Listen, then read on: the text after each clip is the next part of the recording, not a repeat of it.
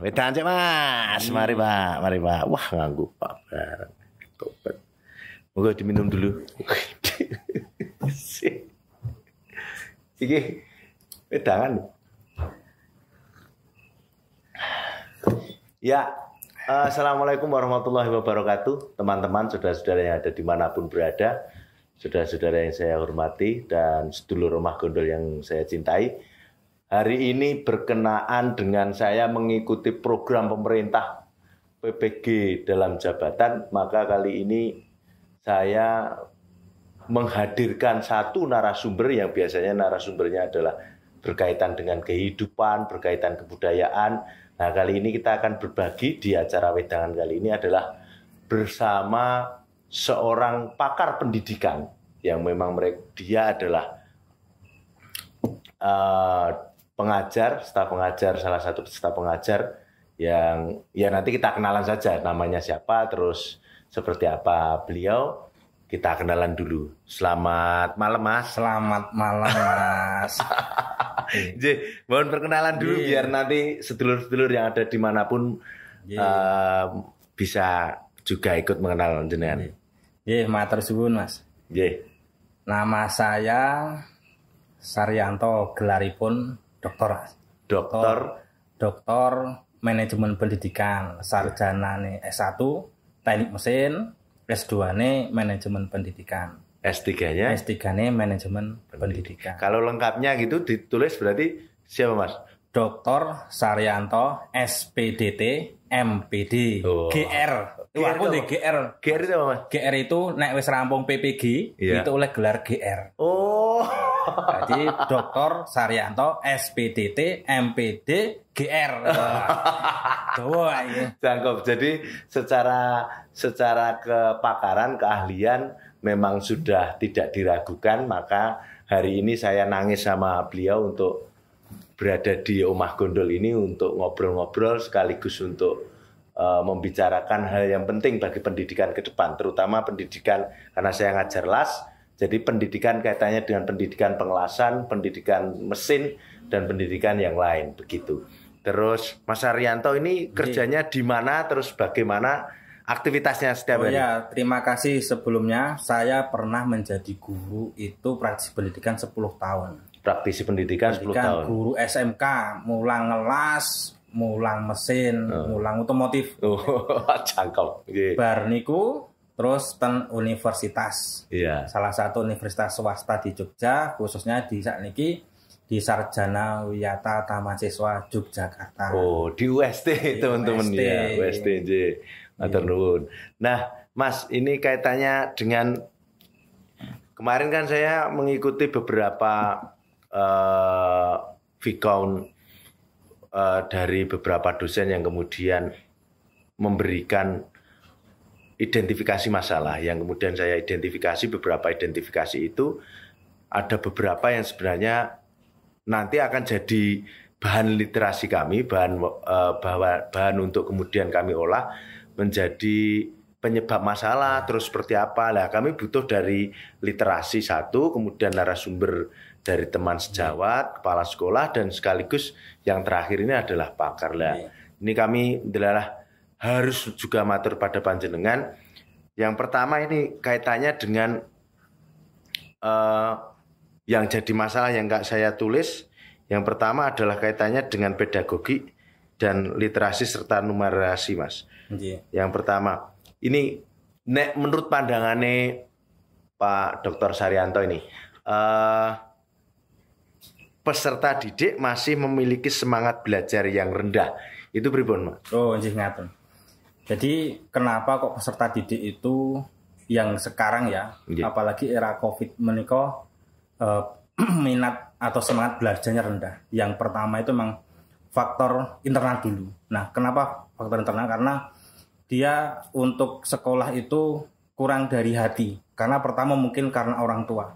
Nah, untuk menyelesaikan itu, masalah dari itu, maka kita mencoba untuk memberikan semangat dulu bahwasanya pendidikan itu penting. Nah, kalau sudah tahu pendidikan itu penting dan aplikasinya tahu, maka saya kira peserta didik itu akan pelan-pelan menjadi semangat dalam belajar. Berarti motivasi gitu, Mas? Ya, motivasi dulu untuk yang awal. Oke. Terus kadangkala sekarang ini juga sangat misalnya kita masuk ke ranah pembelajaran gambar yang teknis sekali, Mas. Yang teknis.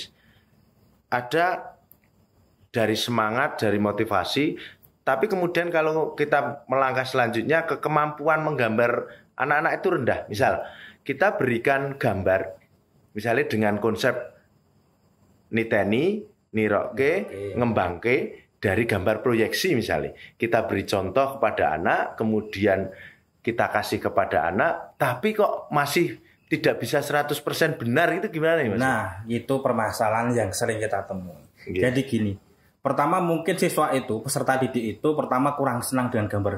Nah, bagaimana caranya kita membuat menggambar itu menyenangkan. Nah, yang kedua, peserta didik itu kadang-kadang hanya sekedar menggambar, tapi tidak tahu gambar itu untuk apa. Maka kita berikan, loh, kamu gambar ini, besok untuk gambar ini. Jadi kita berikan contoh aplikasi, maka dalam pembelajaran itu ada apersepsi. Nah, ketika apersepsi itu, peserta didik diajar untuk membayangkan bahwasanya besok gambar ini penting.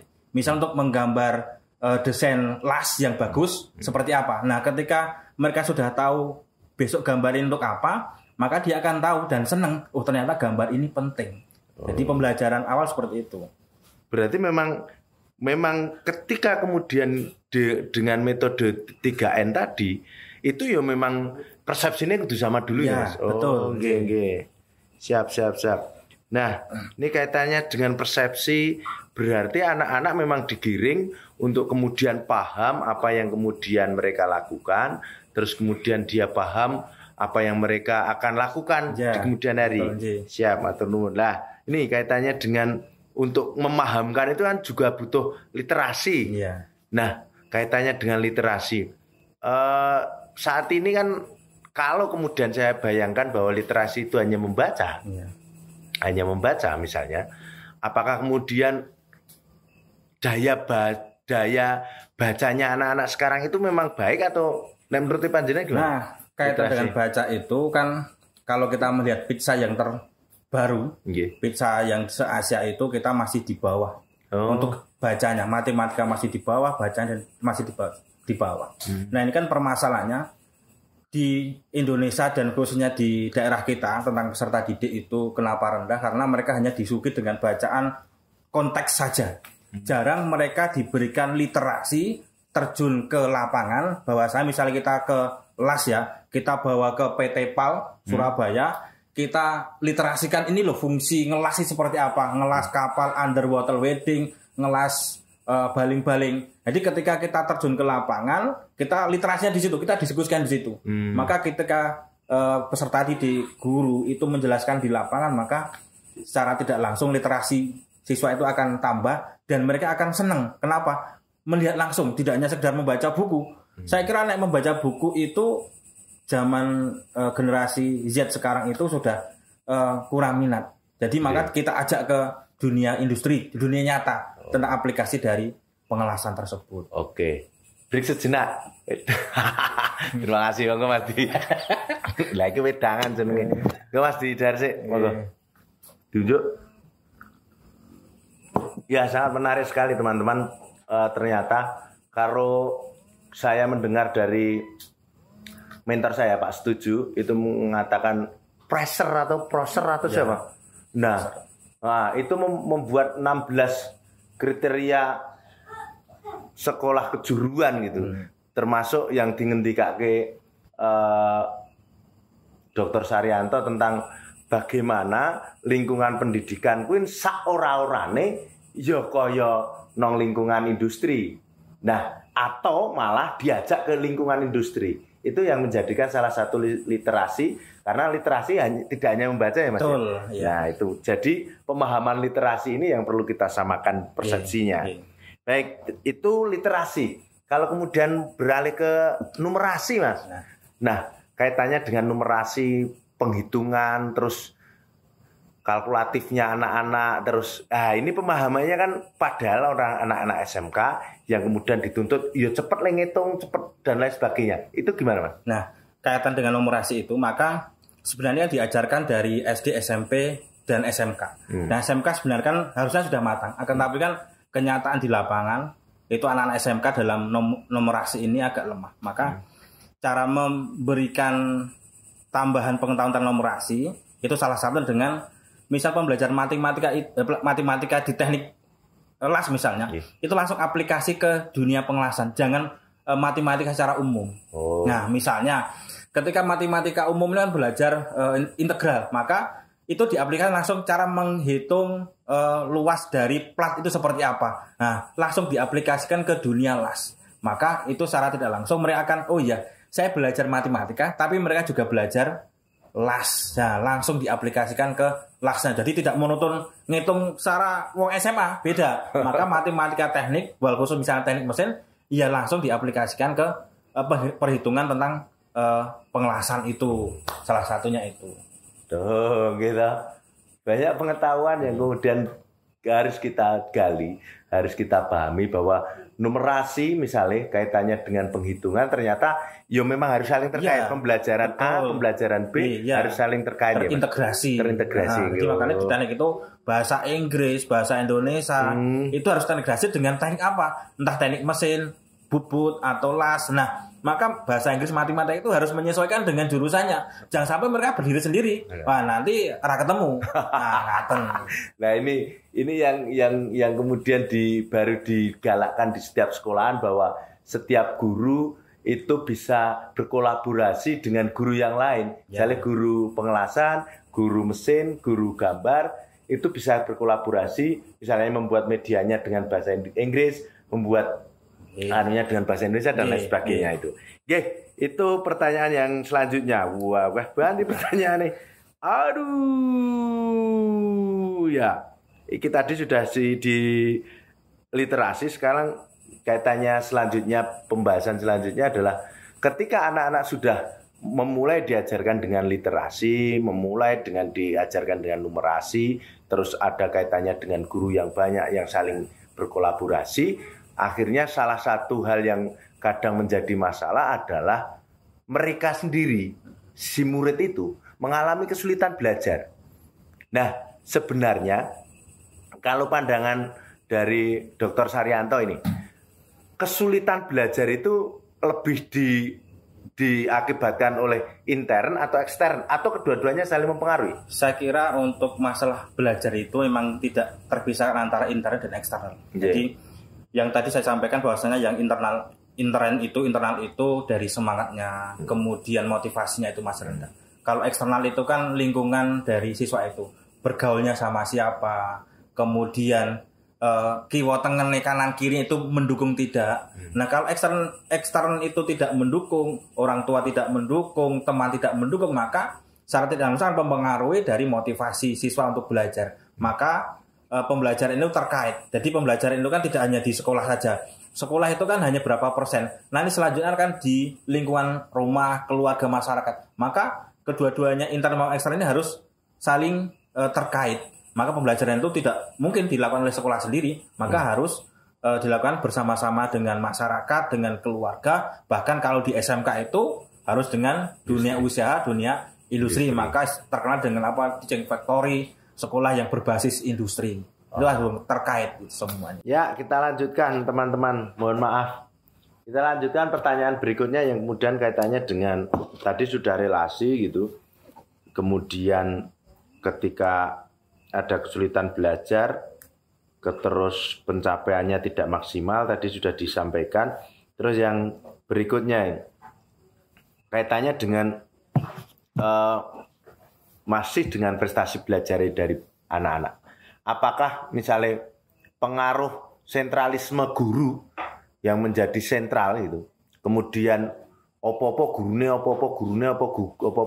itu menjadi penghambat juga untuk meraih prestasi belajar yang baik? Betul, Mas. Jadi kalau pusat pembelajaran hanya kepada guru, center teacher ya, itu maka siswa itu, peserta didik itu tidak bisa kreatif. Kan hanya mendengarkan satu arah, Mas. Jadi maka pembelajaran yang baik itu guru itu hanya sebentar saja memberikan pancingan, stimulun, nanti sehingga siswa itu selalu bertanya, rasa keingintahuannya tinggi. Nah, ketika siswa itu sudah muncul rasa keingintahuannya tinggi, maka dia akan proses belajarnya semakin bagus. Tapi kalau hanya sentral guru saja, maka pembelajaran hanya monoton dan itu hanya masuk kuping kanan, keluar kuping kiri. Maka pembelajarannya bagus adalah guru memberikan stimulus yang sebenar saja sehingga peserta didik itu akan muncul rasa bertanya-tanya. Sehingga ketika muncul bertanya-tanya itu mereka akan kreatif. Oh, ini gue apa toh kok butuh dilas barang? Nah, kok butuh disambung barang mesin ini ya. Makanya penting seperti itu memberikan stimulus sehingga siswa selalu bertanya-tanya. Ya, itu kaitannya dengan prestasi belajar anak. Oke, selanjutnya, waduh, nanti pertanyaan ini semua tahu. Oh ya, ini kaitannya setelah kadangkala ini juga kaitannya dengan prestasi ya sebenarnya. Penilaian tidak maksimal dari anak itu. Karena ternyata ditemukan misalnya memang anak misalnya tidak mengevaluasi secara individu pekerjaannya, misalnya bareng kelas. Setelah selesai kelas tidak dibiasakan untuk kemudian mengevaluasi kurangnya apa, tidak dia biasakan untuk menulis dan lain sebagainya. Nah, apakah ini juga sangat berpengaruh besar pada prestasi belajar, misalnya nilainya akhirnya nanti seperti itu karena tidak mengevaluasi itu? Ya, betul. Jadi kan di dalam dunia pendidikan itu evaluasi tidak semua jadi digebyah uyah, disamaratakan. Maka yang bagus itu ya satu peserta didik dinilai. Jadi guru itu telaten, jangan sampai semua disamaratakan. Ketika ada 18 atau 20 peserta didik, maka mereka harus dievaluasi satu-satu. Misalnya mengelas jalur, peserta didik A dinilai dan dievaluasi kurangnya di mana. Peserta didik B juga harus dinilai satu-satu. Memang agak melelahkan, akan tapi ini akan berdampak bagus bagi peserta didik. Kenapa? Oh, ternyata pekerjaan saya dinilai. Kalau tidak dinilai, besok berikutnya peserta didik itu akan mengerjakan asal-asalan. Oh, saya ngerjain dinilai, dievaluasi, akhirnya ini berdampak pada skillnya. Maka mau nggak mau, guru itu harus mengevaluasi satu persatu, walaupun agak melelahkan. Tapi ini tugas yang bagus, kan? Ya, itu tadi kalau dari guru. Kalau dari siswa misalnya, Pak, misalnya anak mengerjakan, dia harus mengevaluasi dirinya sendiri atau enggak? Ya. Secara kelompok, secara individu. Bagusnya ketika peserta didik itu dia mengevaluasi bersama-sama satu kelompok. Misal satu kelas dibuat 4-5 kelompok dan mereka saling memberikan evaluasi masing-masing. Jadi siswa dilatih untuk belajar mengevaluasi diri sendiri dan mengevaluasi hasil kerjanya teman. Nah, dengan seperti itu kan mereka diajari untuk berkolaborasi, memberikan saran yang bagus, kemudian bisa menilai diri sendiri. Nah, ini kan salah satu pelajar Pancasila kan seperti itu, berkolaborasi, kritis dan kreatif. Nah, salah satu nilai-nilai dari pelajar Pancasila. Nah, kita terapkan di situ. Satu kelompok menilai hasil karyanya bagus atau tidak. Mereka belajar untuk jujur. Jangan sampai kita takut dengan temannya, ini bahan jelek kok dia mau bagus. Nah, ini kan nggak sesuai dengan pelajar Pancasila yang digencar-gencar oleh Mas Menteri kita. Menarik sekali teman-teman, karena memang banyak hal yang sangat berpengaruh dalam dunia pembelajaran, terutama pembelajaran di SMK. Oke, baik, akan kita selanjutnya ini yang sebelum nanti ada dua hal yang kemudian akan jadi ending pertanyaan. Yang pertama kaitannya ketika prestasi sudah, kemudian relasi sudah, kemudian kesulitan belajar kita sudah omongkan. Nah, sekarang kaitannya dengan media sosial, teknologi dan lain sebagainya. Nah, apakah kemudian model-model pembelajaran yang cocok, apa saja yang cocok kemudian diterapkan yang kaitannya dengan teknologi? Bagaimana, Mas? Nah, ini. Iya, baik.